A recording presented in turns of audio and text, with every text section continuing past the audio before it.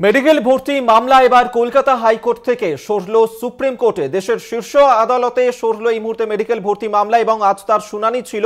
যে বেনজির ঘটনা আমরা দেখেছিলাম কলকাতা হাইকোর্টে দুই বিচারপতি অভিজিৎ গঙ্গোপাধ্যায় এবং সৌমেন সেনের মধ্যে যে সংঘাত ঘটেছিল এই মেডিকেল ভর্তি মামলা নিয়ে, যার কারণে স্বতঃপ্রণোদিত পদক্ষেপ নিতে বাধ্য হয় সুপ্রিম কোর্ট। এবং গত শনিবার যখন শুনানি পর্ব ছিল সেই সময় কলকাতা হাইকোর্টের সিঙ্গেল বেঞ্চ এবং ডিভিশন বেঞ্চের যে রায় দেওয়া হয়েছিল তাতে অন্তর্বর্তীকালীন স্থগিতাদেশ দেয় সুপ্রিম কোর্ট।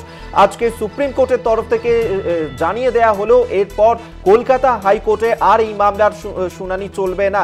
সমস্ত মামলা সরল, মেডিকেলের ভর্তি মামলার বিষয় এবার সরল সুপ্রিম কোর্টে। আপনাদেরকে আরেকবার জানিয়ে রাখবো, আজকে এই নির্দেশ দিয়েছেন দেশের শীর্ষ আদালতের প্রধান বিচারপতি। সুপ্রিম কোর্টে স্থানান্তর হলো মেডিকেল ভর্তি মামলা। আমরা আবারও কথা বলবো এই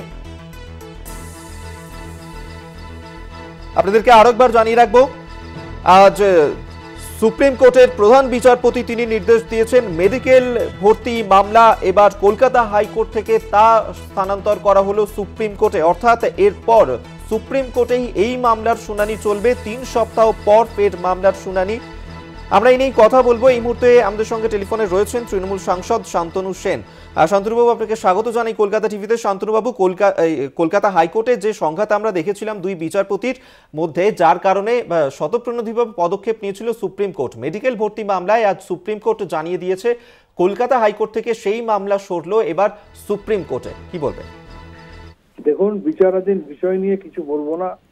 সুপ্রিম কোর্টে হচ্ছে কি হাইকোর্টে হচ্ছে কি লোয়ার কোর্টে হচ্ছে সেই নিয়ে কিছু বলার নেই। তবে দুটো কথা বলবো। প্রথমত, মমতা বন্দ্যোপাধ্যায় মুখ্যমন্ত্রী হওয়ার পর বাংলায় স্বাস্থ্য পরিকাঠামো এবং পরিষেবা যেভাবে উন্নত হয়েছে, যেখানে 100% মানুষ বিনামূল্যে স্বাস্থ্য পরিষেবা পায়, এত এত নতুন নতুন মেডিকেল কলেজ, নতুন ডাক্তার নিয়োগ, নতুন মেডিকেল সিট বাড়া, সমস্ত কিছু হয়েছে। এর মধ্যে যদি কোনো এই ধরনের দুর্নীতির অভিযোগ আসে, সেটা প্রমাণিত হলে আমাদের সরকার নিশ্চয়ই সেটা রেয়াত করবে না। কারণ আমাদের সরকার জিরো টলারেন্স টু করাপশন শুধু মুখে বলে না, কাজে করে দেখায়। কিন্তু তার সাথে সাথে আর একটা কথা বলবো, কমরেড অভিজিৎ গঙ্গোপাধ্যায় যিনি দীর্ঘদিন আগেই বিচারপতির পোশাক পরে প্রকাশ্যে মঞ্চ শেয়ার করছেন কমরেড নেতাদের সাথে, তিনি রাজ্যের শাসক দলের বিরুদ্ধে বিষোদ্গার করা, শাসক দলকে ঢাক পিটিয়ে বিসর্জন দেওয়া, শাসক দলের মুখপাত্রের বিরুদ্ধে বাজে কথা বলা, শাসক দলের সর্বভারতীয় সাধারণ সম্পাদকের বিরুদ্ধে কুরুচিকর মন্তব্য করা, তিনি আরো একবার এই ধরনের আচরণের মধ্যে দিয়ে প্রমাণ করে দিলেন যে তিনি বিচারপতি কম, কোন একটা রাজনৈতিক দলের প্রত্যক্ষ কর্মী অনেক বেশি। তাই আমি আবার বলবো যে তিনি এসব ঘোমটার তলায় নৃত্য না করে তিনি প্রকাশ্যে রাজনীতিতে নামুন, নির্বাচনে লড়ুন। মানুষ যদি তাকে জয়ী করে, আমি সবার আগে তাকে গিয়ে স্যালুট করে আসি। আপাতত ধন্যবাদ আপনাকে। তৃণমূল সাংসদ শান্তনু সেন আমাদের সঙ্গে এই মুহূর্তে টেলিফোনে ছিলেন। আর এই মুহূর্তে যে বড় খবর আপনাদেরকে আমরা দিচ্ছি, যে বেনজির ঘটনা আমরা দেখেছিলাম কলকাতা হাইকোর্টে এবং সেই মেডিকেল ভর্তি মামলা সংক্রান্ত বিষয় এবার সরল সুপ্রিম কোর্টে। আমরা এই নিয়েই কথা বলবো। এই মুহূর্তে সরাসরি হাইকোর্ট চত্বর থেকে আমাদের সঙ্গে রয়েছেন প্রতিনিধি পীযূষ কান্তি নাগ। পীযূষ, এই যে দুই বিচারপতির মধ্যে সংঘাত, সেই সংঘাতের প্রভাব কি কোথাও গিয়ে তাহলে এই মেডিকেল ভর্তি মামলাতেই পড়তে পারে, যার কারণেই কি এই মামলা সুপ্রিম কোর্ট সরিয়ে দিল কলকাতা হাইকোর্ট থেকে এবং সুপ্রিম কোর্টে এই মামলার শুনানি হবে, তেমনটাই কি পর্যবেক্ষণ সুপ্রিম কোর্টের? দেখো, এই মামলার বিষয়ে এখনো পর্যন্ত সুপ্রিম কোর্ট কোনো রকম পর্যবেক্ষণ দেয়নি। মামলাটি সরাসরি কলকাতা হাইকোর্ট থেকে সুপ্রিম কোর্টে স্থানান্তর করেছে মাত্র বিশেষ বেঞ্চ। এবং বিশেষ বেঞ্চ আমাদের সঙ্গে থাকো, আসবো তোমার কাছে। তবে এই মুহূর্তে আমাদের সঙ্গে টেলিফোনে রয়েছেন বিজেপি মুখপাত্র শ্রমিক ভট্টাচার্য। শ্রমিক বাবু, আপনাকে স্বাগত জানাই কলকাতা টিভিতে। শ্রমিক বাবু, মেডিকেল ভর্তি সংক্রান্ত মামলা কলকাতা হাইকোর্ট থেকে এবার সরল সুপ্রিম কোর্টে, কি বলবেন? দেখুন, কোন বেঞ্চে সরল সেটা বড় কথা নয়। আমরা চাই এই তদন্ত, এই মামলার দ্রুত নিষ্পত্তি হোক। কারণ যেখানে চিকিৎসা ব্যবস্থার মতো এবং তার শিক্ষায় এ ধরনের দুর্নীতির অভিযোগ এসছে, সেটা অবিলম্বে তার তদন্ত হওয়া প্রয়োজন আছে আর মামলার নিষ্পত্তি হওয়ার প্রয়োজন আছে। বিচারের দীর্ঘসূত্রিতা কাম্য নয়। কোন বেঞ্চে তদন্ত হবে সে নিয়ে মানুষের কোনো মাথা ব্যথা নেই। মানুষ চায় অবিলম্বে প্রকৃত সত্য জানতে এবং প্রকৃত অপরাধীদের প্রতিষ্ঠিত করতে, যাদের মেধাকে প্রতারিত হয়েছিল তাদের সুবিচার পাইয়ে দিতে। কিন্তু এই মেডিকেল মামলারও পরিণতি যদি ডিএ মামলার মতো হয়, অনির্দিষ্টকালের জন্য একটার পর একটা তারিখ দেখতে থাকে মানুষ, তাহলে কিন্তু সেটা খুব একটা সুখকর হবে না।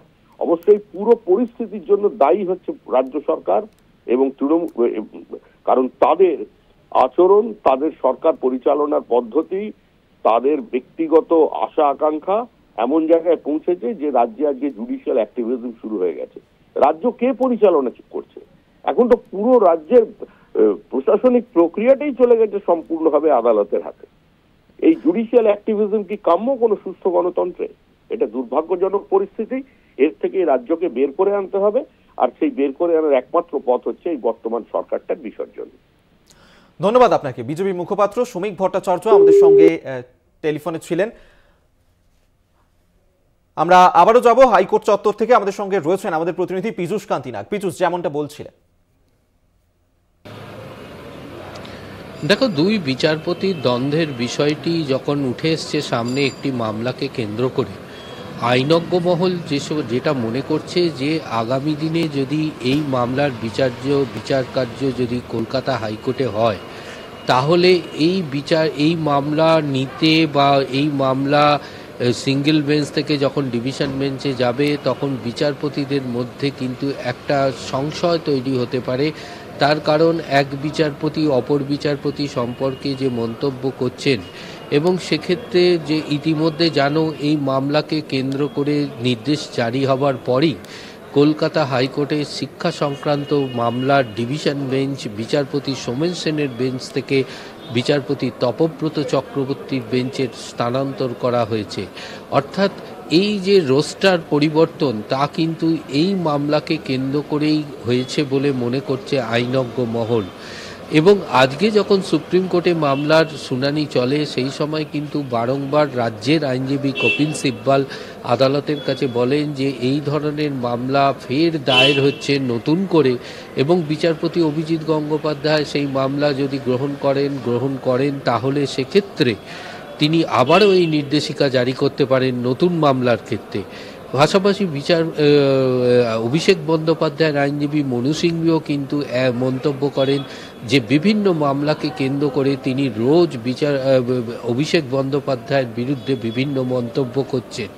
অর্থাৎ এই মামলাগুলি সম্পূর্ণভাবে তার বেঞ্চ থেকে সরানোর যে আবেদন তারা করেছিলেন, তার পরিপ্রেক্ষিতে কিন্তু প্রধান বিচারপতি পরিষ্কার জানিয়ে দিয়েছেন যে রোস্টার অব দ্য মাস্টার হচ্ছে যে হাইকোর্টের প্রধান বিচারপতি।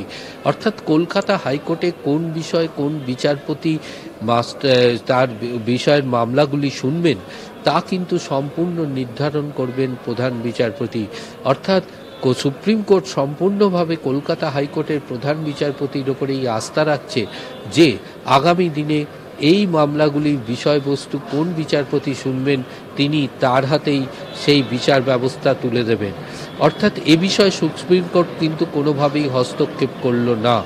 সুপ্রিম কোর্ট শুধুমাত্র এই মেডিকেল সংক্রান্ত মামলাগুলির বিষয়গুলি নিয়ে কলকাতা হাইকোর্ট থেকে তাদের কাছে স্থানান্তর করল, এবং 3 সপ্তাহ বাদে যখন শুনানি হবে তার আগে প্রত্যেক পক্ষকে হলফনামার মাধ্যমে তাদের বক্তব্য জানাতে হবে।